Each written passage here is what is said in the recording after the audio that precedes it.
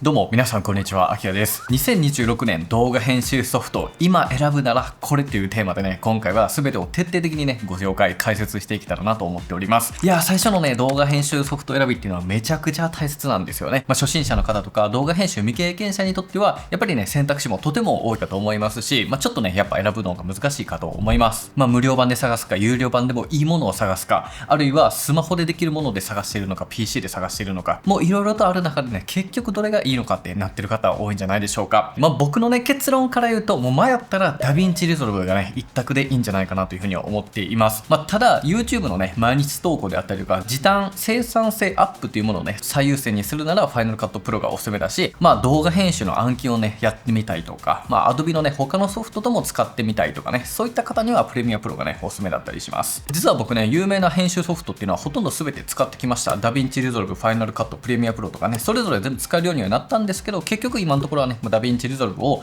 メインで使っております。今はねどの編集ソフトでもある程度使えるんですが、正直ねやっぱりこの編集ソフトの乗り換えっていうのは本当に大変なんですよ。ソフトの移行期間っていうのはね改めて学習をね再直しする必要があるので、作業スピードとか日々のね動画の生産スピードっていうのも落ちていったりします。それくらいね編集ソフトによってもやっぱり基本の操作感だったりとかショートカットキーとかね、あとは時短とか癖とかね、いろんなものが異なってくるので移行のハードルはねとても高いと僕は思っています。だからこそ最初のね編集ソフト選びをね慎重に選んでほしいなと思いますし、すでにね動画編集を始めている人にとっても、この動画をきっかけにね今のねソフトが自分に合ってるのかっていうのもね見直す機会になったらすごく嬉しいなと思っております。で今回は無料から有料のものとか、あとはサブスク製のものなどね幅広く紹介していきますし、動画後半ではスマホアプリのねおすすめっていうものをねご紹介しますので、 PC、スマホ両方ともねしっかりとね皆さんのニーズをね満たすことができるかと思いますので、ぜひね最後までチェックしてもらえたらなと思っております。ということで早速ねやっていきたいと思うんですけど、まず PC 環境でのね動画編集におすすめのソフトがまず3つあります。1つが Adobe の Premiere Pro、 そして Apple の Final Cut Pro、 そして Blackmagic Design の DaVinci Resolve のこの3つがね一旦おすすめかなと思います。Filmora とか Edius とかもね他にも選択肢っていうのはあるんですけど、2026年今現在から始めるなら、ちょっとやっぱね推奨は僕はこの3つですね。やっぱりそのね理由についてしっかりと見ていきたいと思います。で続いてスマホでのね動画編集におすすめのアプリっていうのも2つありまして、まず CapCut、 そして iPhone 版の Premiere Pro です。スマホアプリも選択肢っていっぱいあるんですけれども、今回ねこの2つをメインにご紹介ねできればなと思っております。今回案件とか全く一切ありませんし、全てをね使ってきて、僕とそして僕たちのチームからの意見を全て踏まえた上での動画となっていますので、それぞれの編集ソフトの長所短所をね徹底的に解説していきたいと思います。ではまずはね PC のおすすめ編集ソフトとして1つ Adobe Premiere Pro ですね。これから、しっかりとね解説していきたいと思います。この Premiere Pro っていうのは、業界標準のね王道の編集ソフトとなっています。おそらく最もねユーザー数が多い PC のね動画編集ソフトとなっているはずです。YouTube とか CM とか企業 PV とかテレビ番組とかもね幅広いね分野で使われています。で Mac も Windows も両方にね対応しているので OS を選ばずにね使えるっていうのが強みだったりしますし、あとは個人で完結しないチームの制作とか会社での運用とかね、そういった複数人での運用がしやすい、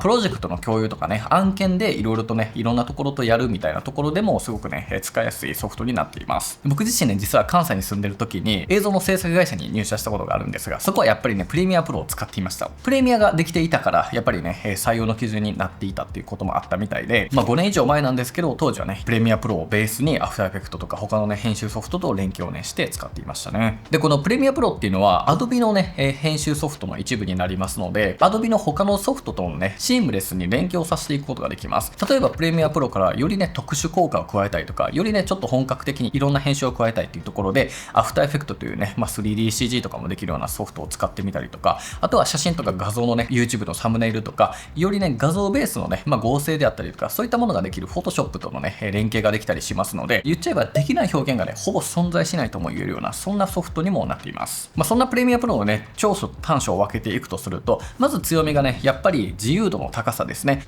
今回取り上げる3つのね編集ソフトの中で最もね表現の幅が広いと言っても過言ではないと思います。特にテロップの拡張性ですね、ここが本当に強くて、バラエティ系とかエンタメ系とかで、ポップなねテキストとか、フルテロップでねいろいろとデザインしていくみたいなところがもう圧倒的にやりやすいと、そういったところでプレミアがね選ばれやすいというような理由があったりしています。もうここがね一番と言っても過言ではないかもしれません。で編集画面のねカスタマイズがね、ユーザーに合わせてできるっていうのがね強くて、タイムラインとかパネルの配置っていうのが編集画面自体をね自分好みにカスタマイズができるんですよ。なので、作る動画によって、作るね、人によって使いやすさをね、変えていくっていうことも、やっぱりね、プレミアの良さかなと感じています。で、あとはやり方のね、選択肢が多いっていうところも特徴ですね。例えばテキストを入れるだけでも、いくつかの方法があるので、一つだけじゃないんですね。いろんな方法で、いろんなね、やり方があったりしますし、イコール自分の編集スタイルに合わせて選んだりすることもできます。で、あとは外部ツールとの連携ですね。アフターエフェクトやフォトショップで、イラストレーターとかね、他の Adobe 製品と連携することで表現の幅が広がっていくと。で、その Adobe 純正だけじゃなくても、例えばアートリストとかもね、プラグインとかテンプレートをね、もうプレミア版用に作っていたりするので、それをね、もうダイレクトに入れ込んでしまうことができる。要はその純正以外の他のね、サービスのものとかがもうダイレクトに入ってしまうっていうようなね、特徴があったりするので、いろんなね、サービスがここをめがけて作る、開発するっていうね、そこのやっぱ強みがあるかなと思います。で、あとは圧倒的にユーザー数が多いことによって、YouTube 動画上にね、チュートリアルとかがね、もう非常によくあるんですよ。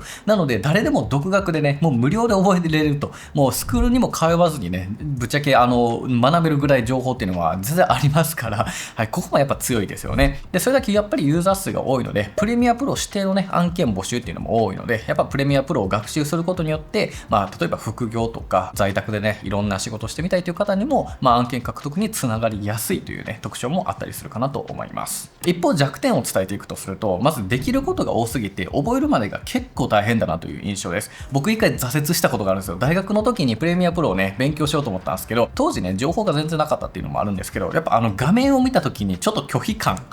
わかります？うわ、むずそうってなっちゃうっていうね、そこも一個あるかなと思ってて、ちょっと UI がね、ちょっと業務寄りというか、ちょっと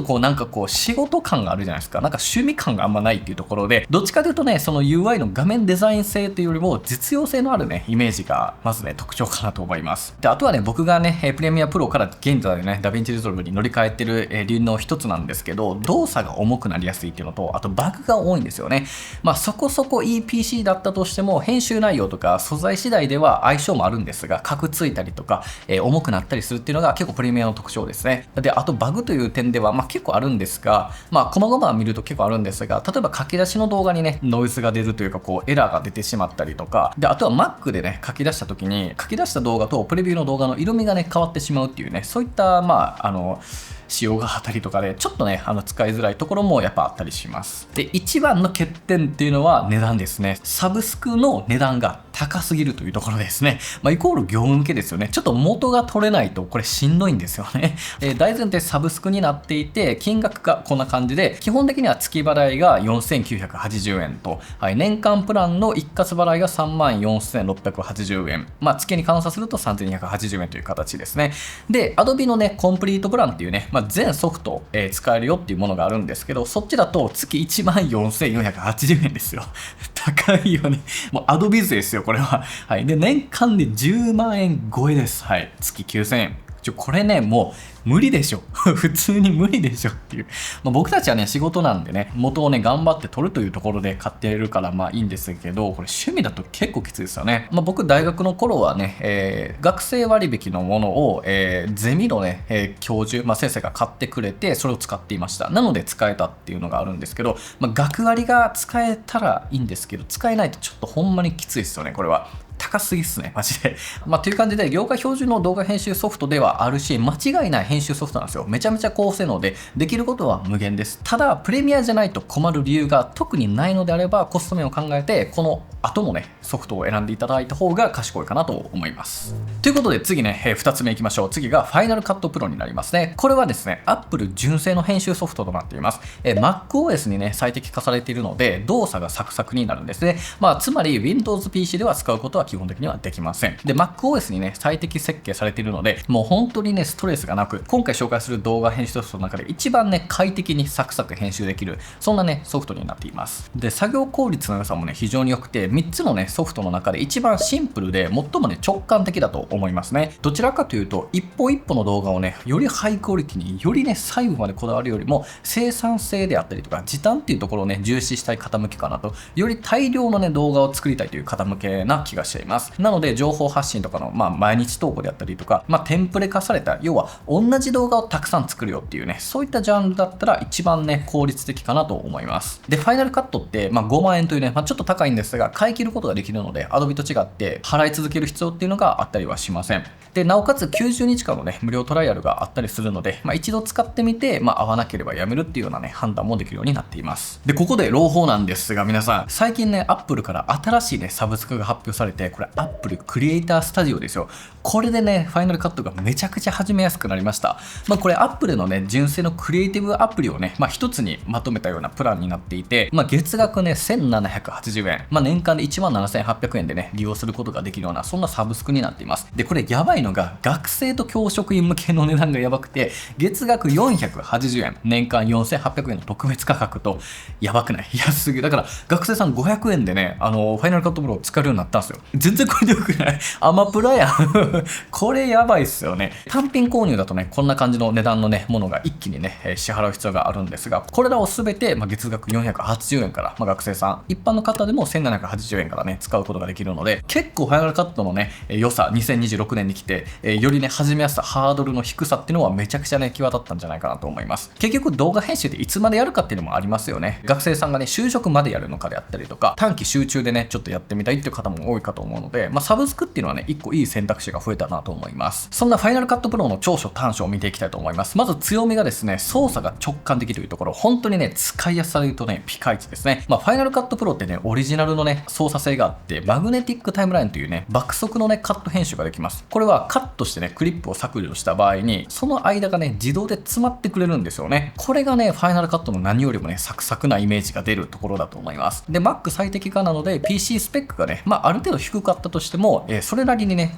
快適に作業ができるというね特徴もあったりします。全然ねもう M1MacBook Air とかでも 4K の動画編集というのは超余裕にねすることができます。2026年現在ではM5 ぐらいまでね Apple Silicon 出てますけれども、一応僕の推奨としてもインテル製の Mac よりもやっぱり Apple Silicon M チップっていうものが入ったね状態のものでファイナルカットを使ってあげるとね、特に問題なくほとんどのことがねできるんじゃないかなと思います。でそしてとにかく動作が速いっていうのとプレビューが快適なんですね。特にねカーソルに合わせてね変わるプレビューっていうのがね本当にねその軽量さがね伝わってくる感覚になっていますし、あとはプラグインとか外部テンプレートっていうのも充実していたりしますね。外部のねプラグインっていういろんな拡張機能みたいなものをね買ってやることができたりするんですけど、それを使ってあげれば簡単にねクオリティを上げることもできるし、そのね拡張したものをさらにねカスタムというか変更していくっていうところの動作感っていうのもめちゃくちゃ軽いので、ここがねやっぱ僕も一時ね YouTube 編集にめちゃくちゃ使ってたんですけど、やっぱりねここも使いやすいなという印象があります。一方弱点をね見ていくとすると、プレミアプロとかダヴィンチリゾルブに比べると表現の幅っていうのはやっぱ狭い印象があります。基本的なことはねもちろん全然できるんですが、めちゃくちゃ深くまでこだわっていくっていうよりも、どっちかというとやっぱ大量生産、より早くね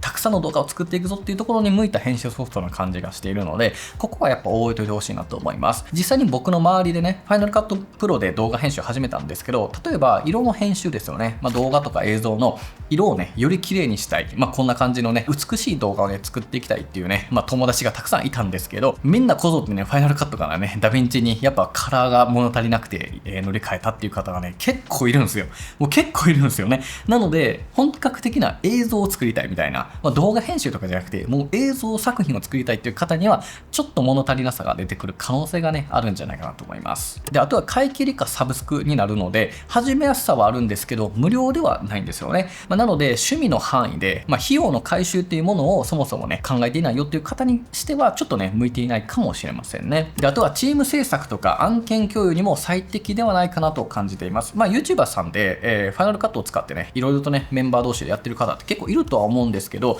そもそも Mac 限定になってしまったりとか、あとは業界の仕事的にファイナルカットでやりますよっていう方あんまないと思うので、なのでどっちかっていうと個人クリエイター向けというか小規模チーム向けかなというふうには感じていますね。なのでまとめると、編集スピードとね安定性を追求した Mac ユーザー専用の、ね、ソフトかなと思います。低価格なサブスクでね気軽に始めれるようになったので、これからユーザーがねどんどん増えていくと思います。それプラスサブスクっていうね、常に進化もし続けないといけないというね、料金体制になっていますので、今後ね開発スピードが上がってソフト自体のアップデートっていうところもね注目できる、そんなね将来性はあるねソフトかなと思っています。はい、というわけで最後いきましょう。ダヴィンチリゾルブ、これがね僕の一押しの、最もお勧めしたい編集ソフトになっています。ダヴィンチリゾルブってもともとねカラーにね特化した、編集ソフトっていうものがあったんですけど、バックグラウンドではただねもうここ数年のね進化は凄まじいので、もう全然そんなことなくてもう何でもできるような編集ソフトに生まれ変わっています。ここ数年で一番勢いがあるねソフトと言っても過言ではないと思いますし、ユーザー数もねね、急増中で、なんならね、NHK が去年ね、ダヴィンチリゾルブに本格移行してるみたいな、そんな、ニュースもあったぐらいで、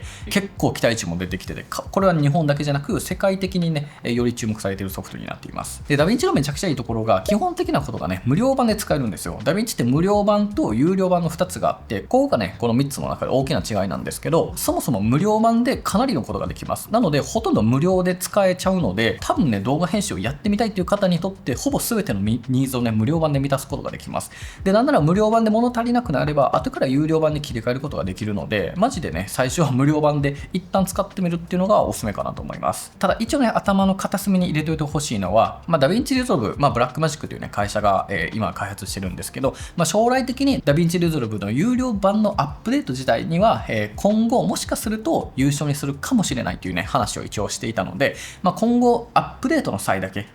お金がかかるかもしれないんですけど、僕としてはね、歓迎なんですけど、ここはね、頭に入れておいてほしいなと思います。で、ダヴィンチはね、ここ数年でね、できないことが本当に少なくなりました。最初はね、やっぱカラー編集特化のね、ソフトっていうところがあったんですけど、今でもカット編集だったりとか、画面のね、デザインであったりとか、3D とか VFX 系のものとか、あとはオーディオのね、調整とか、マジでいろんなことができるようになっています。唯一ちょっと弱点としては、テロップとかね、エフェクトに弱いっていう風に言われてたんですけど、エフェクトとかトランジションとかもね、もう標準装備のやつでも全然ね、ハイクオリティにありますし、テロップもね、自分である程度全然カスタムがね、できるようになってますので、これらね、ほとんど無料版で使えるというところから、もうかなりで今はいろんなことができます。実際に僕たちがね、普段から作ってるこの YouTube のね、動画、映像たちも全部ダヴィンチリゾルブでね、編集が完結していますし、こんなね、プロっぽい映像っていうのも簡単にね、作れてしまうっていうのが、僕がね、やっぱりダヴィンチリゾルブがね、大好きなところになっています。ということで、ダヴィンチのね、長所と短所を見ていきたいと思います。まず強みとしては、やっぱりプレミアプロよりも直感的で、ファイナルカットプロよりも自由度が高い。いいところをね、すごくしてるような、ソフトかなと思います。ダヴィンチってページがね、分かれていて、すごくね、画面がスッキリしてるんですよ。各ページでいろんなね、やっていくことがあるんですけど、7ページに分かれてて、メディアプールで素材の管理、カットページでカット、エディットページでいろんなね、総合的な編集、カラーページでいろんな編集みたいな感じで、いろんなことが各ページでできるようになっています。上級者、プロの方からしてもできないことがね、ほぼないと言っても過言ではないぐらいのね、ものになっていますね。で、普通に表現のね、上限がめっちゃ高いんですよ。実際にハリウッド映画とかでもね、使われているほどの高機能差になっているので、上限というか、レベルの高さっていうところでは、もうマックス値はね、全然心配がいらないんじゃないかなと思います。で、僕がすごくいいなと思ってるのが、自動の文字起こし機能ですね。これ有料版の機能にはなるんですけど、音声データをね、分析して自動でね、字幕を生成することができます。で、その生成した字幕を一括でね、編集をすることができて、デザインをね、整えたりとか、大きさを変えたりとか、それ全て全部一発でできるんですね。で、それを SRT ファイルというのをね、書き出すことができるので、そのままね、AI を使って翻訳させれば、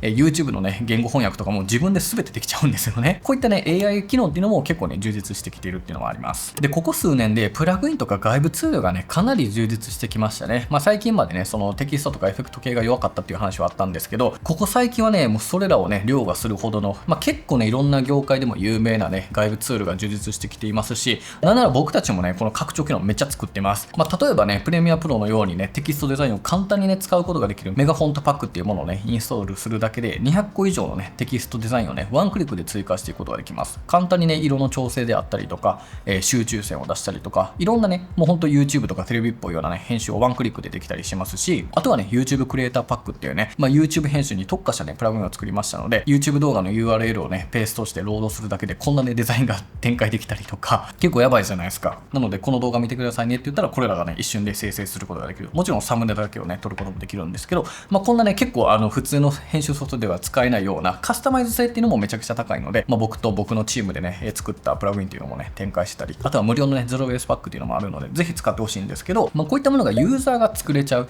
で、なおかつ、それらをね、いろんな人で一緒に使っていくことができるっていうのもダヴィンチのね、良さではあったりはするので、やっぱりね、ダヴィンチは総合的にすごくね、魅力のあるソフトだと思います。多分一番伸びしろがあると思いますよ。無料から始めれるので、プロの領域まで突き詰められる。しかもこの機能ないなら作ってしまえができちゃうので、ユーザーが作っちゃえるので、実際に僕たちももう5個ぐらいプラグイン作ってるわけですよ。で、これめちゃくちゃ売れてるんですよね。めっちゃ爆売れしてて、本当にありがとうございますなんですけど、もう何千人っていう方が買ってくれてるぐらい、みんながね、楽しんで、それをフィードバックをくれて、で、ユーザーが作れてっていうことが、総合的なね、インフラとして非常にね、価値のあるものだと思います。ちょっとね、なんか忖度してる感じがしてるかもしれないんですけど、僕全部使ってきましたから、その中で最終的な落としどころがダヴィンチンチリゾルブというところですね。で、あとはもう価格はね、言うまでもなく無料で始められる。で、有料版も48,980円で買えるというところで、いやー、めちゃくちゃ魅力的ですよね。ただね、もちろん弱点もありますね。何かというと、他のね、無料ソフトに比べたらやや複雑かなとは思います。やっぱりね、できることが多い分、ちょっとね、難しくなりやすいというところで、若干ね、やっぱり他のね、簡単なものに比べたら難しいと感じてしまう可能性は結構ありますね。なんといってもね、ページごとに UI が変わってしまうので、例えばエディットページだったらタイムライン構成、フュージョンページだったらノード構成、カラーページもノード構成、ただフェアライトはタイムラインに戻ってくるみたいな感じで、ページによってその構築の仕方が結構変わるんですよ。なので、使わなければ全然いいんですけど、エディットページだけでほとんどできちゃうのでね、ほとんどいいんですけど、ただ分かりにくいっていう方も絶対いらっしゃるかなとは思います。で、あとはプレミアプロほどやっぱりね、浸透していないので、ここ近年でかなり伸びてはいるんですけど、まだまだプレミアのね、方が全然多いので、情報量っていうところ、そして案件数っていうところ、あとは外部ツールのね、拡張性、充実性っていうのは、やっぱりまだまだ差があるので、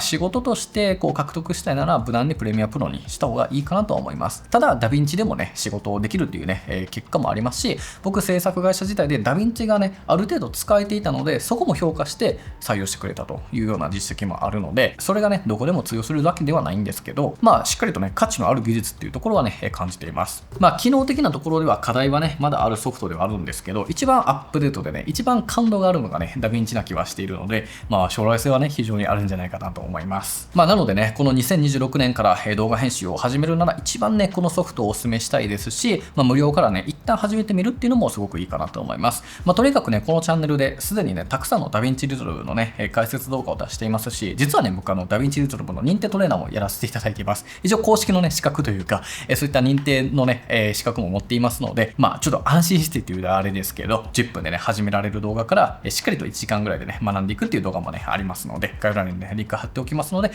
ひよかったらね、一緒に学んでいただければなと思います。っていう感じかな。その他にもね、編集ソフトとして、あとフィモーラとかエデュースっていうね、ソフトもあるんですけど、フィモーラもね、結構いいんですけど、買い切りだしね、1万円以内で買えるっていう導入のね、ハードルが低いっていうのはすごくいいところではあるんですが、簡単ではあるからこそ自由度がやっぱり低いと。動画編集にね、ハマって、よりもっとこんなことしたい、あんなことしたいってなると、やっぱり結局乗り換えちゃうことになると思うので、だったらもうダヴィンチでいいんじゃないかなって僕は思いますね。操作シンプルだし、簡単に動画が作れるので、本当にシンプルな実写の動画しか作らないよって、実写というそのカメラで撮ったものしか使わないよっていう方は全然いいと思います。はい。ただね、ハマるとおもろいんで動画編集いろんなことやりたくなっちゃうんで、ここはちょっと注意は必要で、あとエデュースに関してはこれ僕ね、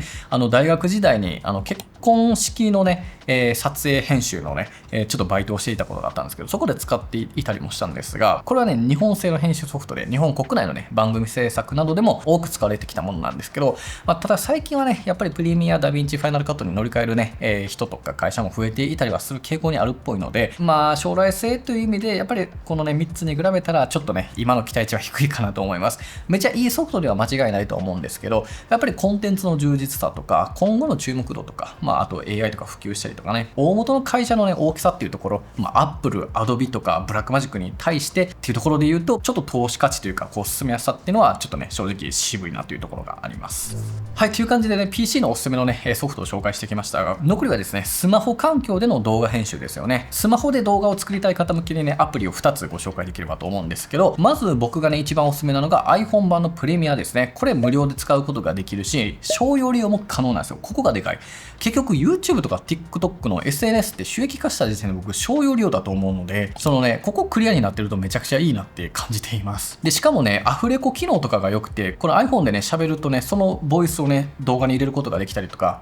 そのね、人間の声をね、強調させるスピーチ強調とかね、さらにね、高品質なテキストデザインとかもね、あったりするので、めっちゃね、これ SNS とかのコンテンツ制作にね、めちゃくちゃ相性がいいです。Vlog とかでもね、すごくいいと思いますし、あとはね、Adobe のね、提供になるので、Adobe Stock っていうね、フリーの素材とかを、たくさんね、ダウンロードすることができるんですが、契約するとね、これもね、無料で使うことができるんですよ。めちゃくちゃいいんですよね。操作感もやっぱりプレミアプロから引き継がれた、プレミアの iPhone 版という風になりますので、結構ね、レイヤーも重ねてできるっていうところで、僕はね、これが今一択かなと思っています。これね、去年出たばっかで、解説動画も作っていますので、よかったらね、皆さんチェックしてみてもらえたらと思います。で、続続いてキャップカットですね。これはね、やっぱめっちゃ有名なのですごく知ってる方多いと思うんですけど、キャップカットはね、無料で使えるんですけど、課金要素がね、ちょっとずつ増えてきましたね。ここでね、ちょっと進めづらくなってきました。何よりも魅力は、やっぱり初心者の方とか、やったことがない人でも使いやすいね、シンプルなインターフェースなんですよ。